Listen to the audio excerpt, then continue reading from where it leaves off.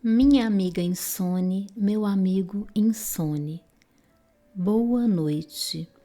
Eu sou a Beth e hoje irei levá-lo a um passeio por 7 cidades invisíveis de Ítalo Calvino.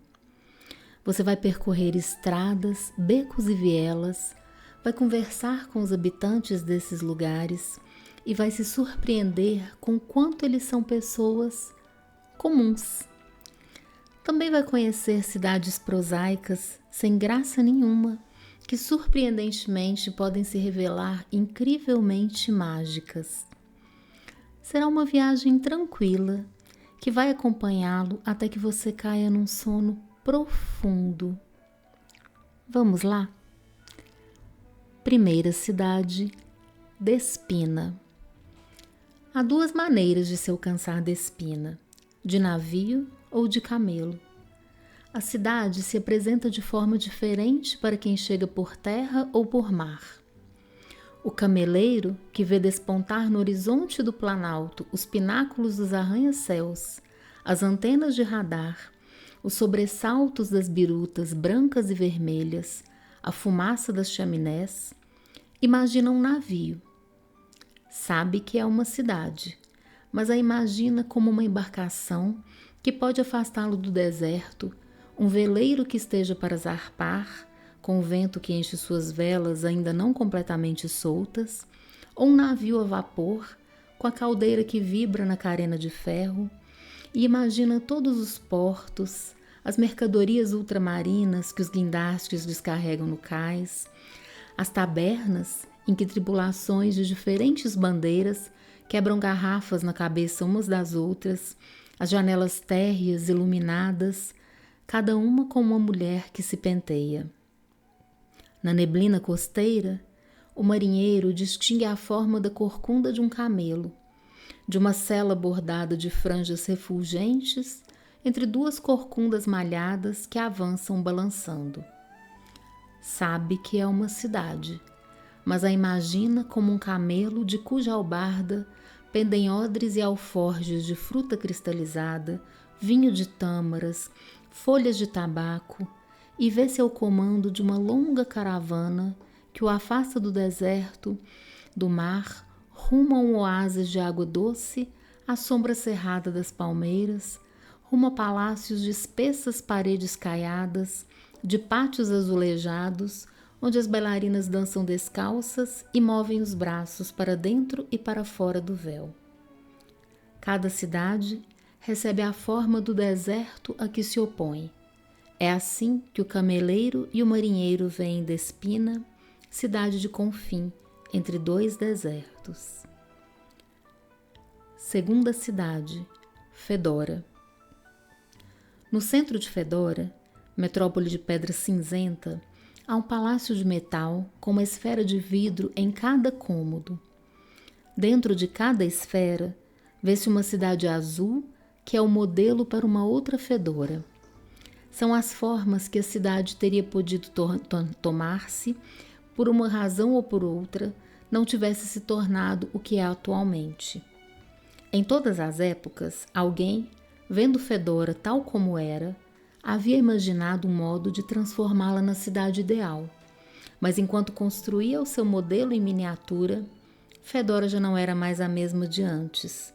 E o que até ontem havia sido um possível futuro, hoje não passava de um brinquedo numa esfera de vidro.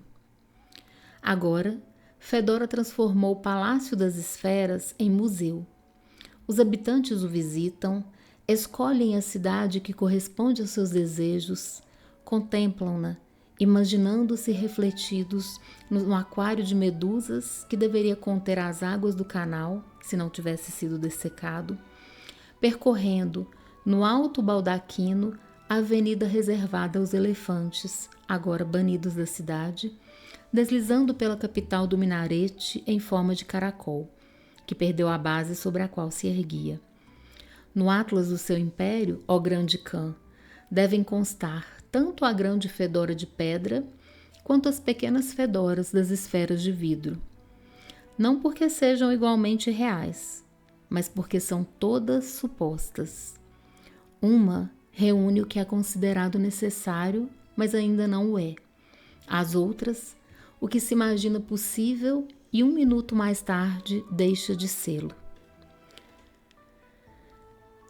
Terceira cidade, Hipásia. De todas as mudanças de língua que o viajante deve enfrentar em terras longínquas, nenhuma se compara à que o espera na cidade de Hipásia, porque não se refere às palavras, mas às coisas. Uma manhã cheguei a Hipásia. Um jardim de magnólias refletia-se nas lagoas azuis. Caminhava em meio a sebes, certo de encontrar belas e jovens damas ao banho. Mas no fundo da água, caranguejos mordiam os olhos dos suicidas, com uma pedra amarrada no pescoço e os cabelos verdes de algas. Senti-me defraudado e fui pedir justiça ao sultão. Subi as escadas de pórfido do palácio, que tinha as cúpulas mais altas. Atravessei 6 pátios de maiólica com chafarizes. A sala central era protegida por barras de ferro. Os presidiários, com correntes negras nos pés, içavam rochas de basalto de uma mina do subsolo. Só me restava interrogar os filósofos. Entrei na grande biblioteca, perdi-me entre as estantes que despencavam sobre o peso de pergaminhos encadernados, segui a ordem alfabética de alfabetos extintos para cima e para baixo pelos corredores, escadas e pontes. Na mais remota sala de papiros, numa nuvem de fumaça, percebi os olhos imbecilizados de um jovem deitado numa esteira que não tirava os lábios de um cachimbo de ópio. Onde está o sábio? O fumador apontou para o lado de fora da janela. Era um jardim com brinquedos para crianças, pinos, gangorra, peão. O filósofo estava sentado na grama. Disse: os símbolos formam uma língua, mas não aquela que você imagina conhecer. Compreendi que devia me liberar das imagens que até ali haviam anunciado as coisas que procurava. Só então seria capaz de entender a linguagem de Hipásia. Agora, basta ouvir o relincho dos cavalos e o estalo dos chicotes para ser tomado por uma trepidação amorosa. Em Hipásia, deve-se entrar nas estrebarias e nos aras para ver belas mulheres montadas nas celas com as coxas nuas e de botas, e que, quando se aproxima um jovem estrangeiro, atiram-no em montes de feno ou de serragem e espremem contra ele os mamilos rijos. E, quando meu espírito não pede nenhum outro alimento ou estímulo além da música, sei que esta deve ser procurada nos cemitérios. Os músicos se escondem nas tumbas, de uma fossa para outra, replicam trinados de flautas, acordes de harpas. Sem dúvida, também em Hipásia chegará o dia em que meu único desejo será partir. Sei que não devo descer até o porto, mas subir o pináculo mais elevado da cidadela e aguardar a passagem de um navio lá em cima. Algum dia ele passará? Não existe linguagem sem engano. Quarta cidade, Armila. Ignoro se a Armila é dessa maneira por ser inacabada ou demolida, se por trás dela existe um feitiço ou um mero capricho. O fato é que não há paredes, nem telhados, nem pavimentos. Não há nada que faça com que se pareça com uma cidade, exceto os encanamentos de água que sobem verticalmente nos lugares em que deveria haver casas e ramificam-se onde deveria haver andares. Uma floresta de tubos que terminam em torneiras, chuveiros, sifões, registros. A céu aberto, alvejam lavabos ou banheiras ou outras peças de mármore, como frutas tardias que permanecem penduradas nos galhos. Dir-se-ia que os encanadores concluíram o seu trabalho e foram embora antes da chegada dos pedreiros. Ou então, as suas instalações, indestrutíveis, haviam resistido a uma catástrofe, terremoto ou corrosão de cupins. Abandonada antes ou depois de ser habitada, não se pode dizer que Armila seja deserta. A qualquer hora do dia, levantando os olhos através dos encanamentos, não é raro entrever uma ou mais jovens mulheres esbeltas, de estatura não elevada, estendidas ao sol dentro das banheiras, arqueadas debaixo dos chuveiros suspensos no vazio, fazendo abluções, ou que se enxugam, ou que se perfumam, ou que se penteiam os longos cabelos diante do espelho. Ao sol, brilham os filetes de água despejados pelos chuveiros, os jatos das torneiras, os jorros, os borrifos, a espuma nas esponjas. A explicação a que cheguei é a seguinte: os cursos de água, canalizados nos encanamentos de Armila, ainda permanecem sob o domínio de ninfas e náiades. Habituadas a percorrer as veias subterrâneas, encontram facilidade em avançar pelo novo reino aquático e romper das fontes, descobrir novos espelhos, novos jogos, novas maneiras de desfrutar a água. Pode ser que a invasão delas tenha afastado os homens, ou pode ser que a Armila tenha sido construída pelos homens como oferta para cativar a benevolência das ninfas ofendidas pela violação das águas. Seja como for, agora parecem contentes essas moças, cantam de manhã. Quinta cidade, Cloé. Em Cloé, cidade grande, as pessoas que passam pela rua não se reconhecem. Quando se veem, imaginam 1000 coisas a respeito umas das outras. Os encontros que poderiam ocorrer entre elas, as conversas, as surpresas, as carícias, as mordidas. Mas ninguém se cumprimenta. Os olhares se cruzam por um segundo e depois se desviam. Procuram outros olhares, não se fixam. Passa uma moça balançando uma sombrinha apoiada no ombro e um pouco das ancas também. Passa uma mulher vestida de preto que demonstra toda a sua idade, com os olhos inquietos debaixo do véu e os lábios tremulantes. Passa um gigante tatuado, um homem jovem com os cabelos brancos, uma anã, 2 gêmeas vestidas de coral. Corre alguma coisa entre eles, uma troca de olhares como se fossem linhas que ligam uma figura a outra e desenham flechas, estrelas, triângulos, até esgotar num instante todas as combinações possíveis e outras personagens entram em cena. Um cego com um guepardo na coleira, uma cortesã com um leque de penas de avestruz, um efebo, uma mulher canhão. Assim, entre aqueles que por acaso procuram abrigo da chuva sob o pórtico, ou aglomeram-se sob uma tenda do bazar, ou param para ouvir a banda na praça, consumam-se encontros, seduções, abraços, orgias, sem que se troque uma palavra, sem que se toque um dedo, quase sem levantar os olhos. Existe uma contínua vibração luxuriosa em Cloé, a mais casta das cidades. Se os homens e as mulheres começassem a viver seus sonhos efêmeros, todos os fantasmas se tornariam reais e começaria uma história de perseguições, de ficções, de desentendimentos, de choques, de opressões. E o carrossel das fantasias teria fim. Sexta cidade, Eutrópia.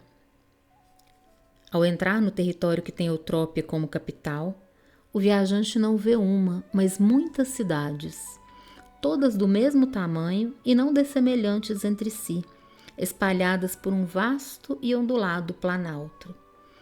Eutrópia não é apenas uma dessas cidades, mas todas juntas. Somente uma é habitada, as outras são desertas, e isso se dá por turnos. Explico de que maneira.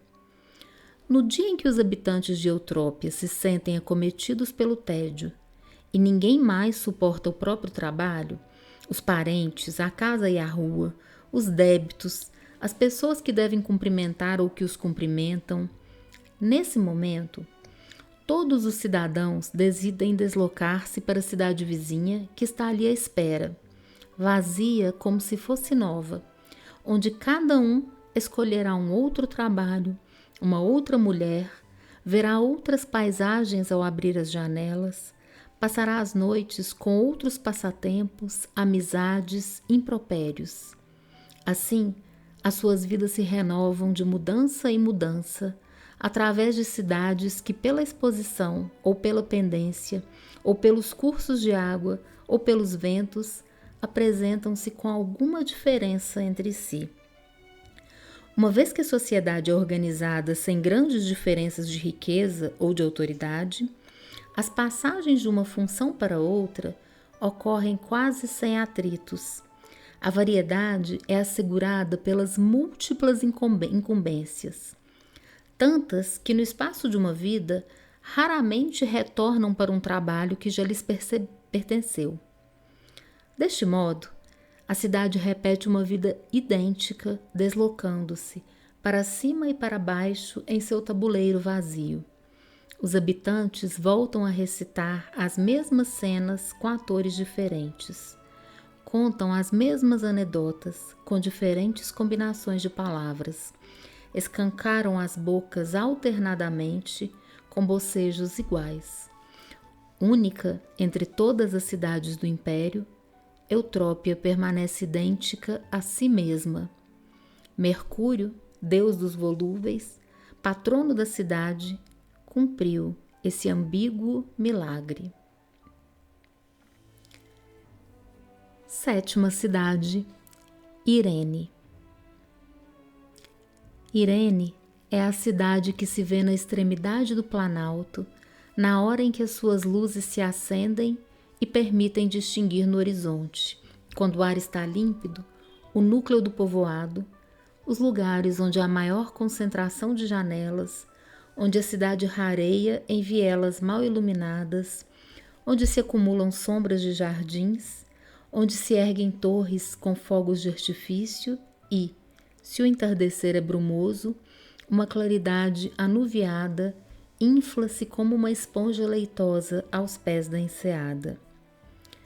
Os viajantes do Planalto, os pastores que transhumam os armentos, os passarinheiros que vigiam as redes, os eremitas que colhem raízes, todos olham para baixo e falam de Irene.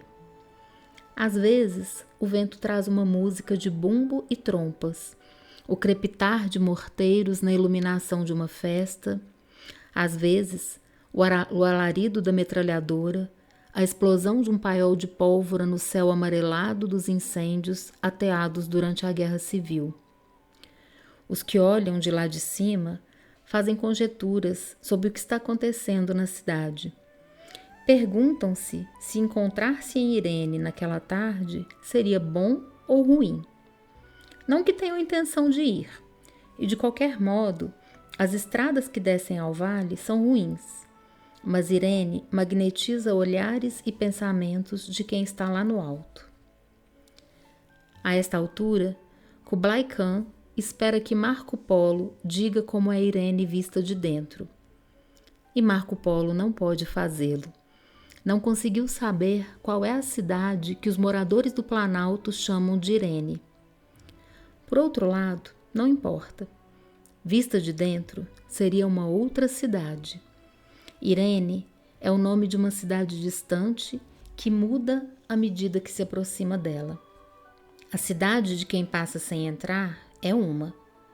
É outra para quem é aprisionado e não sai mais dali. Uma é a cidade para a qual se chega pela primeira vez. Outra é a que se abandona para nunca mais retornar. Cada uma merece um nome diferente. Talvez eu já tenha falado de Irene sob outros nomes. Talvez eu só tenha falado de Irene.